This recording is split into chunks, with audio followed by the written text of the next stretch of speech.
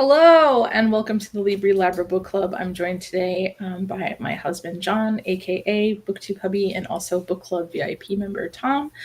And we will be discussing Infested by Ángel Luis Colón. And really quick, before we kind of jump into things, I just wanted to say that if you ever want to join us on camera for our discussion and kind of participate in a few other things, you can do that by becoming a book club VIP member on patreon.com/Libri Labra.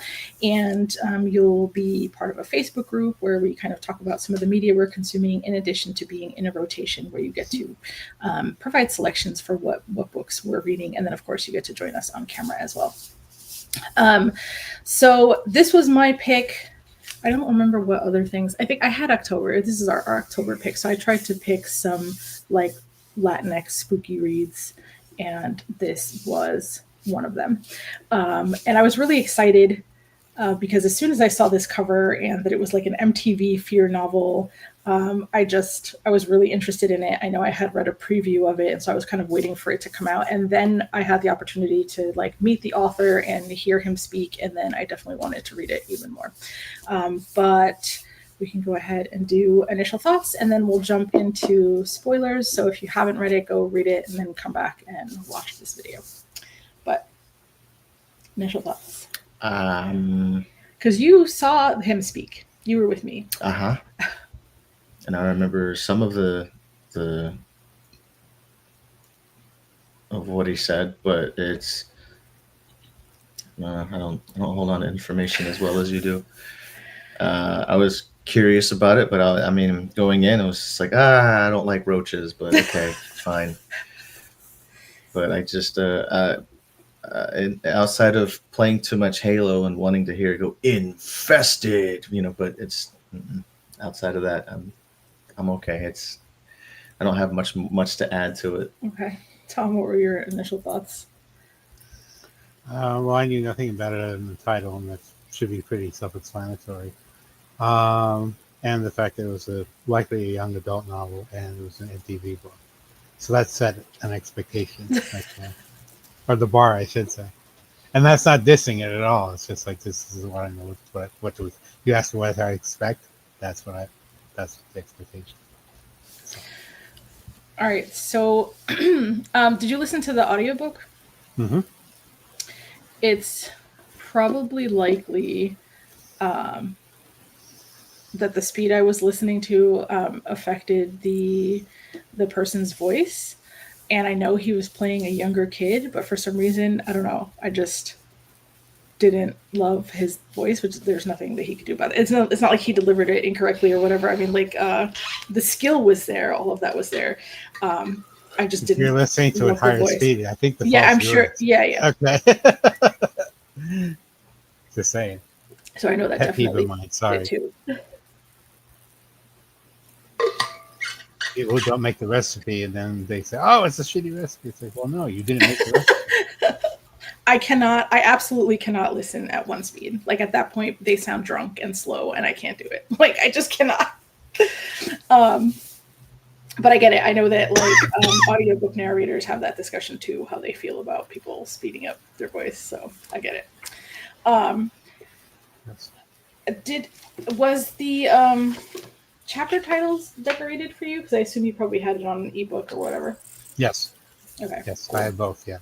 I actually really like when books do that. I feel like it happens more in like middle grade and young adult, but from a design perspective, I absolutely love when there's just a touch of like design on each of the chapter titles.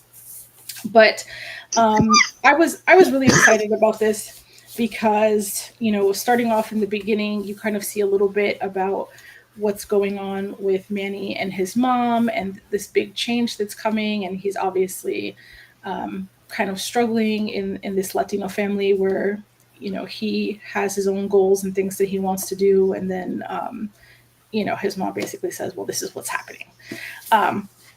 And so I think I was kind of hooked from the beginning, and I was looking forward to the fact that they were going to New York from Texas. And I love books that take place in New York because that's where I'm from. So I was genuinely excited. to read this, and those are kind of my initial thoughts. But we can go ahead and jump into spoiler territory.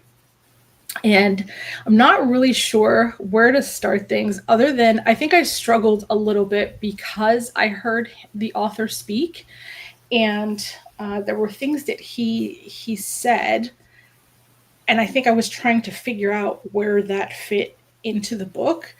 And maybe it didn't exactly, and that was part of the problem, that I was like, I just held on to what he had said, and it was mostly about the roaches and how historically, like the roaches and the vermin, that language is used to kind of talk about immigrants, but it wasn't the immigrants that had brought the roaches.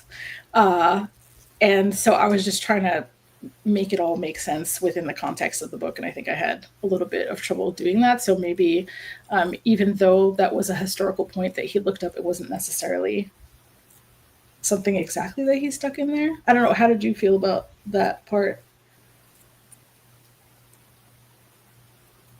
I'm not understanding how I would have, like, what do you mean? Because I didn't equate those things At all, right? outside of the fact that it's I think he might have explained it during his talk, but I don't think it comes up in the book.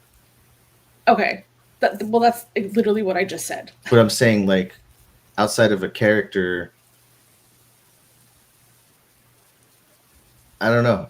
One of the characters explains the reason why he was ostracized, but I don't think it was like meant as a blanket statement.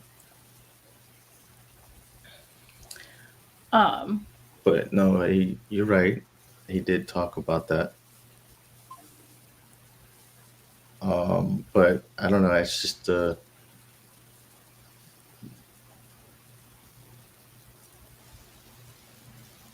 I don't know. White America likes to blame things on other people for dumb reasons. And I don't know if this would be like, would you consider anything that happened in this book like body horror? Absolutely. Okay. Ugh. Tom, how did you feel as you were reading it? Was it just kind of like, okay, or were you pretty grossed out? Well, you kind of know what to expect, so it's like, okay, if you're infested, and I don't know, it just seemed to me that it's like roach rage, Sith, oh yes, feel your hate, that sort of a thing. So hey, I get where you're coming from, but it seemed to me that in the context of the novel that it was more against those freaking poor people rather than immigrants. Granted, yes, there's an intersection there. Yeah. But in the context of the book, it's like, oh, because they're mainly talking about gentrification. Gentrification, yeah. Yeah. So, you miserable poor people, you don't deserve to be here, so, get out, sort of. But roughly the same idea, just, the target is slightly different. So, but yeah, I mean, as for the roaches themselves, that seems to be like just that hate that, you don't belong here, sort of a thing.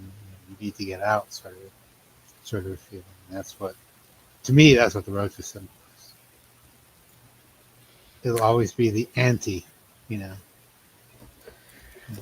I know like the title is Infested, but I was not expecting the roaches to do what they were doing. Like, there's one thing to like find roaches all over the building, right?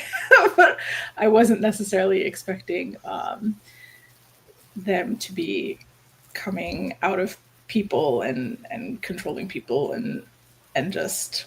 I mean, it adds to the paranormal aspect of it. Yeah. But inside the laptop, that was crazy. Mm-hmm.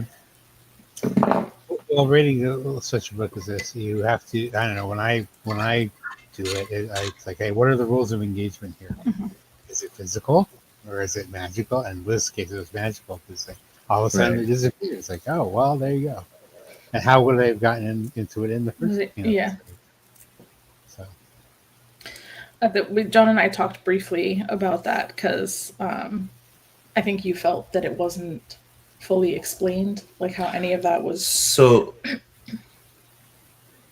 I don't know. When you have a paranormal entity that's involved in real life situations, and yeah, it's usually centered on a specific person, and that person goes through all of these. It happens to Manny, and nobody else really sees it until later on when he's dealing with Sasha. But when because he sees it happen to Frankie too, and then then we start learning that the ghost is actually dealing with he's been doing it to multiple people. So and learning that the ghost is like learning to control it as it goes along, like it's accidentally killed people through doing that, and then he learns that certain people have a little bit more resiliency, and that's why he sticks to Manny. But I don't think it's really fully explained outside of they put a new building on an old building, and then it woke the ghost up. But I mean, like how? Like what? I would like a little more explanation on how the ghost is manifested, and why it actually. How did it burn a second time? Like how is other people seeing this ghost? Like that's I want that kind of explanation, but I don't think we got a lot of that. I think the I don't even care how he was woken up. Like what you're saying that you wanted explanations for. I think the one thing that I was stuck on was like, no, but he touched him. Right, but how was it a body? He physically touched him. If If the he body physically touched burned. him, that was like, yeah. Right, all of that. I mean, like, you know, I don't remember why, but at some point I was trying to like read what some of the differences between YA and like an adult book would be, and like that's That might part be of one it. of them. That's That yeah, might be yeah. one of them. That it is one of them. That there's it's not quite this like always this in-depth explanation. It tends to be a little bit like a tiny bit lighter on things like that. Yeah, my take on that was, you build something on a burial ground. Well, things are going to start So happening. yeah, You're not gonna like. That's a great explanation. So, but like a ghost coming back, having a corporeal form, it's like it's like how? How did we get here? What happened? But because go ahead. I was just gonna say from like a paranormal aspect, the seeing didn't bother me at all. Like I believe we could see things. We could see things all day long. We could hear things like hallucinations, all of that. I feel like it would just be so much easier to explain. But the moment there was like touch involved, that's where I was like, no. like that made it too real, and that because then you're bringing it into the physical space. That's it's what no I'm longer saying. How did that happen? If the guy died and burned in the first fire. building, how is there another body running around? Like, at least tell me he took somebody else's body. Maybe that's full of cockroaches and he's walking around in it. But like outside of that, like what? Like, how?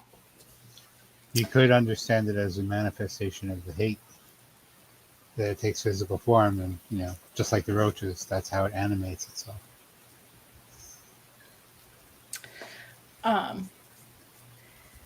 They give him burn scars or something. Then you're dropping hints, right? Then it makes way too much sense at that point, because they still had to figure out why he was there, what he was doing, who he was. Like they had to go down that rabbit hole. So if he already had burn marks, then I feel like that would have been too easy to like. But the reasoning, like, I don't know. I haven't been in the mentally best place the last couple of weeks. I'm sure like a lot of people, and just reading all the hate in this book was really frustrating me. And there was definitely some lines in there that I was like, wow. There was one specifically that kind of just completely caught me off guard, but makes like total sense considering they were in the Bronx. But I know that Sasha? Was it Sasha? Was that her name? Sasha, who was like protesting and trying to get signatures and do a petition, to drop some of the pricing on the apartments in that building so that people could still live there. His mom, her reaction was just really frustrating. And I know at some part, Manny was like, "But mom, That's pretty ignorant. right." Yeah. And then like I don't know, but the mom was like, get her off the stoop, get her out of here. She can go talk to AOC. And I was just like, what? Like, Well, they are so invested in that building doing well that I could totally see that. mhm. Because that's like, okay, they don't, if he doesn't make this work, they're out on the street essentially. So yeah, they have to make this work. Yeah, and I remember the conversation between the mom and Al about like what was going to happen when they felt like, what was it, that the extermination was gonna, they had to leave the building for that. Mm-hmm. Yeah. Stay down the street in a duplex or a multiple 2-family home. They don't call them duplexes. But just, I don't know. I guess once you're like in a place where you realize that different is just different, and not that different is worse or better, it's so hard to even relate to that concept. Just like the way people are like, "I'll get these people out of here," or she was even How like, Mueller was. well, not just him, but like his mom. Right. And what was even crazier to me was that she was from the Bronx. So I don't, what was her life like in Texas? Different, obviously, but Is that a nod to the difference in opinions from Texas to New York? But I don't know, I just feel like that was kind of crazy that because they're Puerto Rican, right? mm-hmm. Right, and she was from the Bronx. So she was like coming back to the Bronx. Some of that doesn't, unless she's been like. I mean, I don't think it said like how long ago she had moved or how long she was living in Texas or anything like that. Did we actually got to learn that Al is Italian, right? I think so. Tom, do you remember that? I think he's right, but I could be wrong. Because the way he's voiced, that would lead you to believe he was. Mueller called him a Sopranos reject. Yeah. So well, there you go. Stereotype of the win. No, but I think in to me that says that there was a changing economic class between her being from New York and being in Texas, because they apparently had a nice place in Texas, and now they're moving to a nice place in New York. So I'm guessing somewhere she was just like the people that are living in that area currently, but now she's like, oh well, we made our way in the world, and now right. Now we're different. Now we're better. Right. We don't have to deal with you anymore, sort of a thing. Not overtly, but yeah, like even subconsciously, and that's that's what happens. I feel like, but I don't know, just the lack of humanity in this, the lack of humanity in the world. Like, I don't know. Because you finished this before the election, right? Yeah. Okay. You also probably Long I did not. Yeah. I didn't. And like everything was still going on, so it's not like that day necessarily changed the state of the United States that we've been in, but there's a small part of me that wishes I could have read it before that happened, because I feel like just I don't know. It felt just a lot more difficult to process, and just reading everything just made me so angry. Like, I get it. Like it wasn't a story. It's life. It's real life. It's what people are living all the time, and I know it sounds like I'm saying ignorance is bliss, and I would have liked to just maintained my ignorance, but it's just a different reading experience. And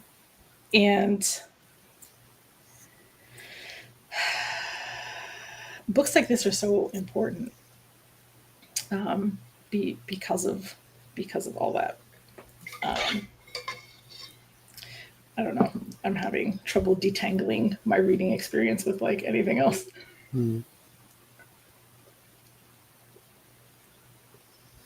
But yeah, I think the reason why Mr. Mueller. Okay, question here. Oh, Sorry. oh dear. Why did he have to be German? And I get it, but I don't. So he can use the cockroaches? I don't. Yeah, that's a good point. But And did you guys ever see Aquafine Hunger Force? a long time ago, I didn't like watch it it. wasn't I know it existed. Like with the aliens with the ridiculous German accent, because that's what I. Nothing against the author, just this is how my brain works.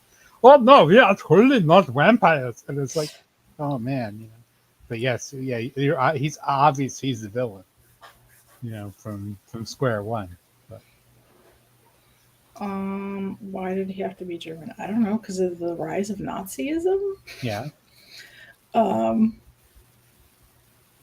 but he could have been some rich white dude, American. Now, if you go to the historical aspect, running insurance fraud, right? Yeah. Because apparently this animus of hate appears when, oh, you're the reason we can't have nice things, so you need to go. mhm. Type of thing. Well, he related to Manny a little bit on the fact that he was blamed, you know, that he was given hate for coming over here to begin with. Mm-hmm. But I don't know. I don't think it's the same. Like it can be equated like in certain aspects, but I don't think it's the. I don't know. I can't speak on it, I guess. I watched something. I mean, like just going off of how, what was his name? Mueller. Mueller. Yeah. How he like, you know, really wanted to kind of capitalize on Manny's anger, and how he was using that and like wanted to tap into that. Obviously, like we're seeing that play out in our everyday lives with the messaging that's coming from the right, which is like so much about being angry and hating others and fear and but I saw a video recently which was talking about how that eventually burns itself out because it's carrying that kind of energy in you. Like it does something to your body. It starts to harm your body. It's not an energizing. It's negative. It's not. Yeah, it's not an energizing force. Like it starts to make you sick to hold on to all of that. So it eventually like burns itself out. And how love has the opposite effect. So love and support and all those other things, it energizes you. It makes you like do more and like.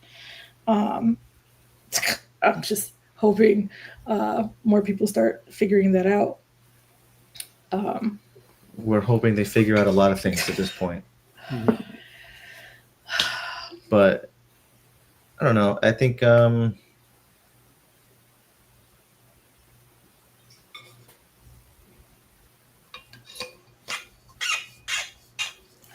with that, you want to focus on what on Peter's transition? Sure. How are you feeling about Peter's transition? But the idea that he was finally like at the end, he goes, "Dude, I can't do this. This is ridiculous."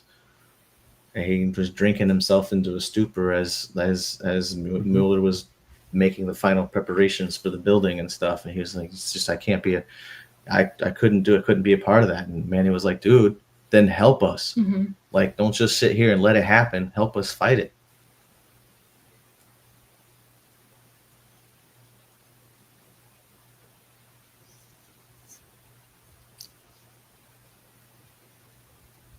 Yeah.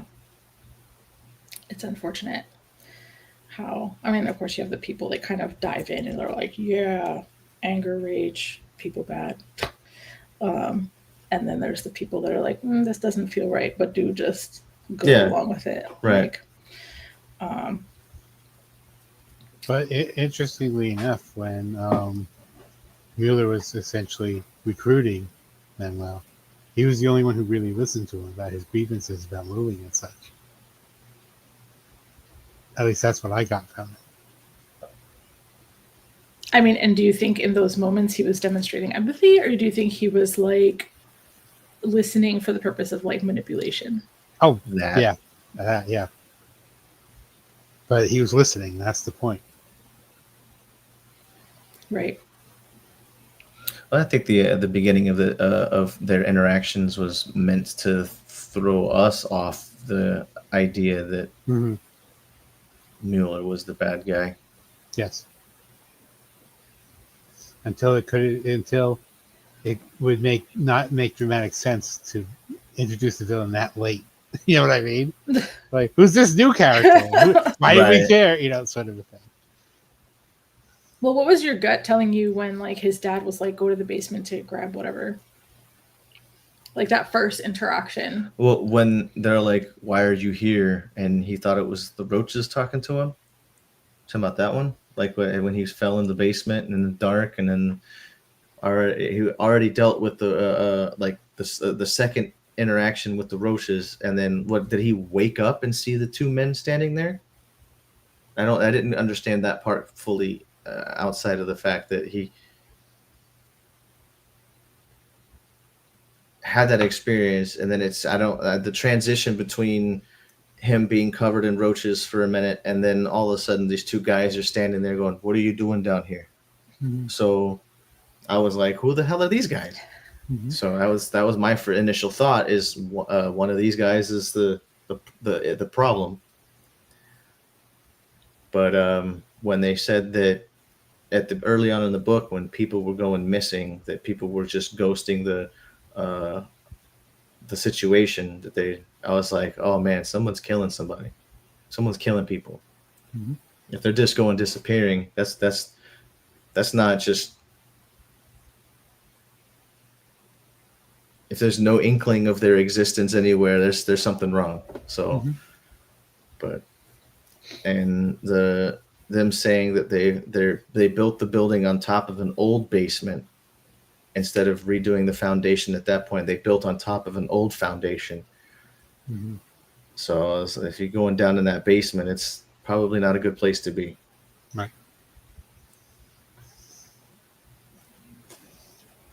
Also, too, Desiree, to your point about being, hatred being degenerative, all the people who are controlled by the roaches, they often made the point, if I recall correctly, that the longer that they were controlled, the less human they were, and they were like that much closer to death. So it's like, so yeah, that's degenerative, all right. So That's a good tie.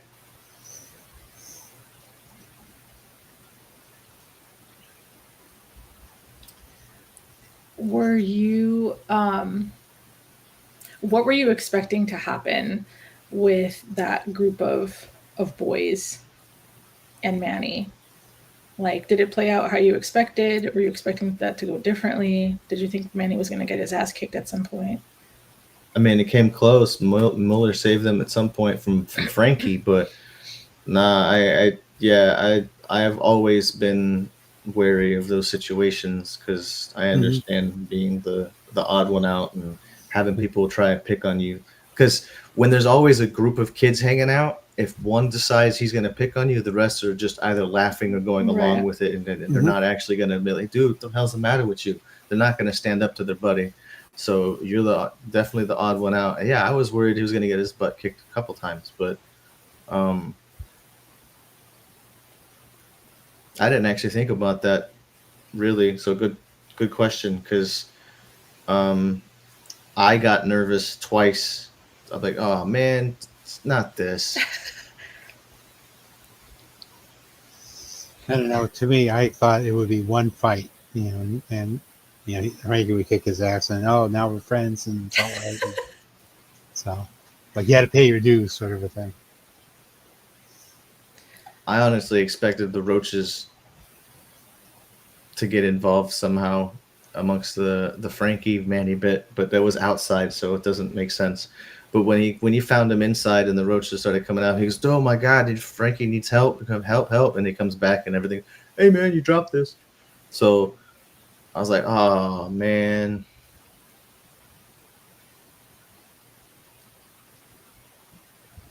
I can Always think, making Manny look bad. Yeah, it's the kind of thing where I'm sure Mr. Moon said, "Guys, keep it down." The roaches. Yeah, make him act normal. So Were you surprised that Sasha believed him? Yeah, because he eventually like tells her this. A little happened, this bit. She happened. doesn't even like. She She's doesn't not even question like, it. oh, that doesn't make sense. It's just like, I believe something's happening, but okay. mm-hmm. It doesn't Yep. really hit home until they plug in the roach thing, and then he starts hacking up Right. roaches, and she's like, "What the?" Yeah. Well, he was already injured by that time, so his hand injury? explanation, yeah, Okay. yeah, his explanation is like, okay, yeah, that's one way it could happen. As really, as odd as it sounds, but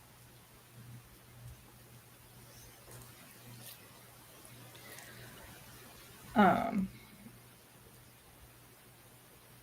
of course, it's also possible she was predisposed to agree with him, like to use something the truth.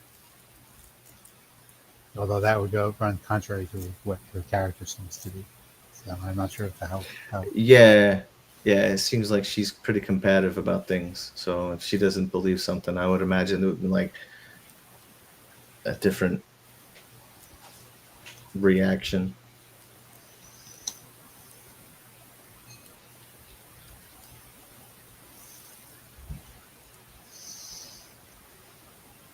the book definitely also touches, it touches on racism, but I think it also touches on colorism, right? Which is like, not only are you Latino, but you're a light colored Latino. So Mm-hmm. that when you're white passing, you're closer to whiteness. Like your proximity to whiteness changes your experience. And I know that being like a lighter colored Latina. Um, so I still feel like, who was it, the bodega guy? I don't remember what the bodega guy's name was. Heriberto. Why I remember that? I have no Because he had the He best makes good sandwiches. Yeah, the sandwiches, yeah. best sandwiches. You need to know guys like that, and women actually too. So Uh, Yeah, that's a good idea. but I think it was kind of interesting seeing Manny's back and forth, right? Because I feel like every time he had an interaction with Sasha, he was kind of opening up more and understanding her more and leaning more in her direction versus like the way his mom was pulling him. But there were also still moments where he was like, just very angry, understandably, because having to explain why his Spanish wasn't as great as it was, or so he was kind of like teetering on this. Okay, I get it, but no, I'm still better, or like just kind of like doing this dance until he got into his final perspective or whatever.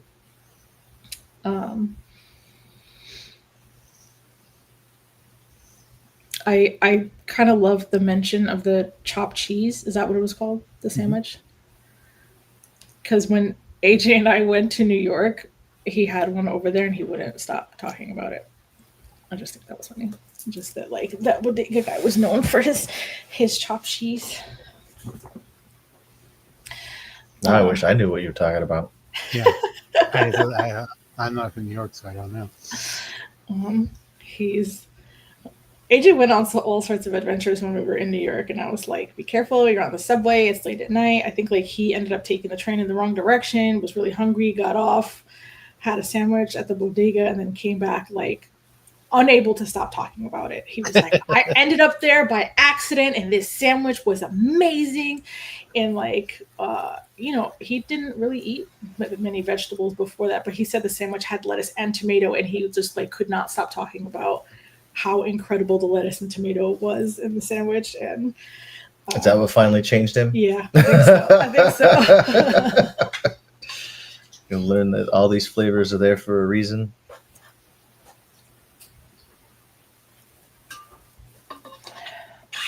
One thing I was very, very glad of is that Manuel and Sasha didn't get together romantically. Yeah, we didn't need that. No, because it seemed like very easily go in that direction. It could have, but like Oh yeah, I don't think it was like, other than the tension that was created between like Manny, Sasha, and Frankie, it wasn't giving me that vibe. Yeah, no. Because didn't Manny have somebody at home? Yeah. Like back in Clarissa. Texas, Clarissa. yeah, his best friend or Clarissa, whatever, yeah. So, yeah, I didn't, YA is YA, and like I know there's always kind of like a little romantic plot in YA, but I wasn't seeing it in this one. So like, I'm glad it didn't even look like it was. You have more sensitive receptors than I do. Then. Oh no.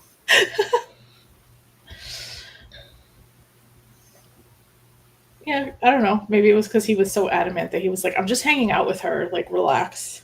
Mm-hmm. When Frankie was getting all. Yeah, but it's so easy. You have that one moment, and now all of a sudden you're in love. Oh yeah, well yeah. Hey, we're dealing with trauma together. Yeah, right. We just went through this whole thing. So they could very easily have gone another ways. I'm just glad it wasn't in the book. So I could at least appreciate the fact that just because he was like, dude, she's somebody my age. It seems like she's the only one in the area that I could be friends with. Yeah. And it wasn't like there wasn't a negative connotation to their outside of their first interaction. right. And she was just basically testing him the whole time. But at least it wasn't like a negative thing right off the bat. It was always like hey, dude, she's close to my age. She could be a friend. That's it. Mm-hmm. That was the only thing he thought. Well, also regarding Sasha, I thought it was interesting that her parents wanted to move into the building too. Because that's where she was supposed to be, and so here she is protesting it. So. Well, but she wasn't protesting the building itself. She was just protesting the prices of the. Well, yeah, the gentrification. Yeah. Yeah. I don't like. I don't. I mean, obviously, the builders and the people who buy the land and all that, like, all they care about is the money. But I don't understand how other people aren't like. How are you pushing people out and you don't care where they go or where they end up or what happens? Right. Like, no, that's happening everywhere. I know. It's gross. I mean, it's not new. It's just gross. Especially when you're talking about like established communities where people don't have a ton, but they've learned to depend on each other, and like, it's just shitty. I don't know. Money sucks.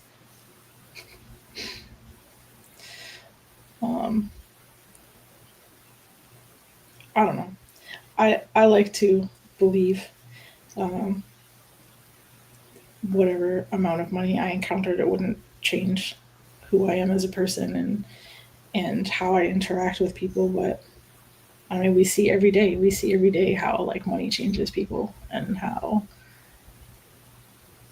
I don't know. After the pandemic, I can't go back. I can't go back to like my perception of the world.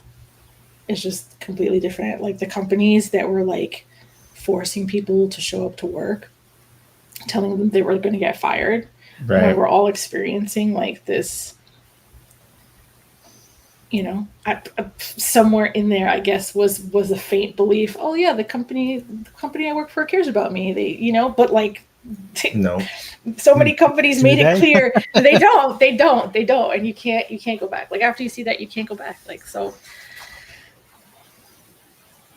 No, I just got finished reading Ordinary Women, which is about the history of women in the UK, and it is rife with examples of employers not giving a crap about their employees. So, yeah, that's the thing. And then just bringing that back to like our schooling, right? And how education was just set up in a certain way to pump out good little workers. Yeah. Like, I don't know. From an ADHD perspective, I mean, I'm sure you probably feel similar to what I feel, just not feeling like you fit in the box. But Well, it's education versus indoctrination. and I know that we like all play a different role, right? Like everybody can't be a leader, and there's going to have to be some people that kind of follow the plan and make things come to fruition. But I don't know. I know that like um, have you heard of Simon Sinek? Doesn't ring a bell. Okay. Well, he talks a lot about business and like starting with why and creating good leaders. But also one of the things like I play his TED Talk in class every month. So, Okay. but he talks about how, you know, if you're only paying your employees to come and do a job, that they'll come and do it, but it will never have meaning for them. But if you get them to believe what you believe, they will work for you with their blood, sweat, and tears.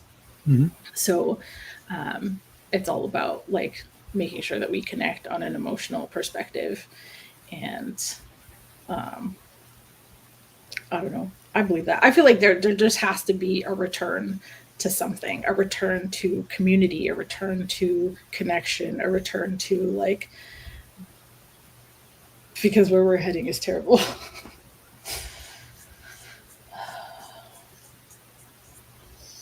Well, it's all about the other, and that's the problem, I guess. You know, how you react.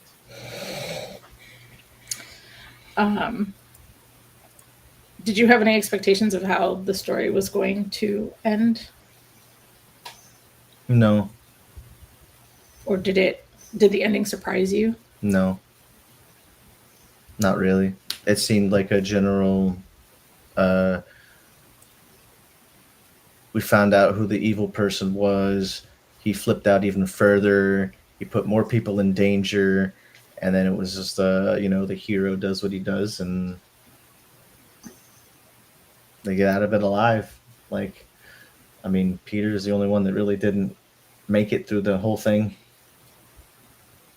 and that's Until because his dad or his grandfather felt he was a traitor to his cause. mm-hmm. Well, that's right up until he reanimates again, because apparently that's the thing. Right. Going back a little bit, how did you expect the interaction with the daughter to go? Because I wasn't expecting that to go well. I was like, you're Oh just yeah, gonna no. show up on somebody's doorstep, like She's gonna slam the door in their face. Be like, I don't want to talk about this, but no, it was part of the plot. It was necessary. There was plot armor there. Mm-hmm. Gotta love good plot armor.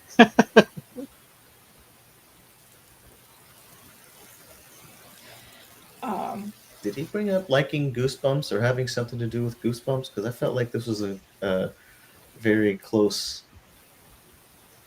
I don't know. I don't recall Goosebumps-esque that. type But story. I'm gonna go through my phone to look at videos to see if I have any videos of the author speaking to see if I can revisit the things that he said.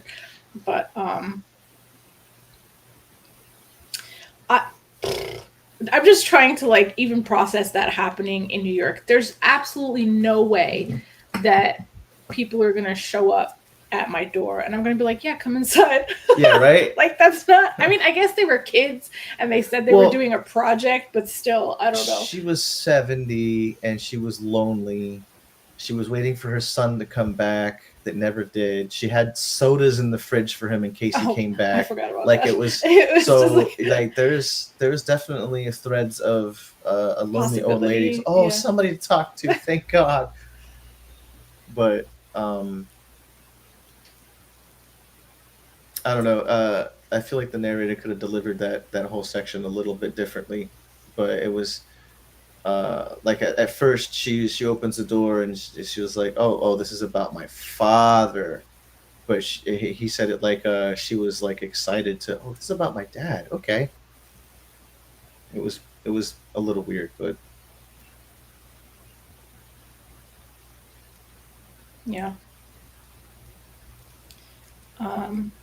I do like that there was some like repairing that happened between Manny and his stepdad. Yeah, Um, that was kind of necessary. yeah, no, I feel like, with kids, it's hard, being like, you're not my real parent. And Yeah, having to like process some of that. and then after the trauma happens, he calls him dad, and I was like, oh, of course, that's cute. That was a little far in my opinion, but okay. Yeah, I can see it. Um, so, would we read anything else by this author? Yeah, I have no objection. I don't know what else he's working on now. I think he's like been part of some like collections of stories, but I think this is his first like novel. I mean, isn't MTV Fear considered a collection? Certainly No, sounds that way. in the sense of like, let's see. Like an anthology of stories. All right, it says Angel Luis Colón is a Derringer Award and Anthony Award nominated author whose works include Hell Chose Me, the Blackie Jaguar series of novellas, No Happy Endings, and the short story collection Meat City, On Fire, and Other Assorted Debacles. His fiction has appeared in multiple web and print publications, including Thuglit, Literary Orphans, and Great Jones Street, and Infested is his debut YA novel. Thuglit. Yeah, that's the name of the publication, I guess, that he was in. Interesting. But if MTV Entertainment Books is a thing, like I'm wondering, because this is the only one that I remember seeing. Yeah, I've Yeah, never so heard like of I'm MTV wondering Fear before. what other titles are under that MTV. I'm gonna look into Label, that because that's moniker? interesting. Well, because it was like part of it was the publisher, the imprint. But it's an MTV Fear novel within It's a MTV publisher? Okay. Entertainment Books. Interesting. I mean, listen, we got the big five publishers, and then you got all the imprints underneath, the smaller imprints that are still part of the big five. So like, because I think this is Simon and Schuster. Okay. So, do we have any like final thoughts and ratings? Tom, you can go first. Okay. Well, I was entertained. It held my interest. I ended up giving it, well, if Goodreads allowed half stars, it'd be 3.5. But since they don't, it's a 3. I mean, Storygraph is a 3.5. So, Okay. I'll match it and average it for you. I'll give it 4 stars. That way both of us can average to 3.5. okay. So I don't know. I enjoyed it. It was a fun read. It was an easy read. Like Yeah, this. for spooky season, Yeah. which is good. I could do without cockroach body horror, but it was fine. No, I knew what I was getting into.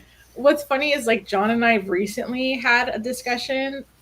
Maybe we were talking about it because of this, but it was before I had started it, and I had told you that like I was figuring out the differences between like a thriller and horror tends to have body horror in it, which like thrillers kind of don't. And I had read a different book that had a lot of body horror in it, and I was like, I don't know if I like that that much. Anything that'll make me cringe, like I was just like physically, and I was like, no thanks. But I don't know. It was necessary.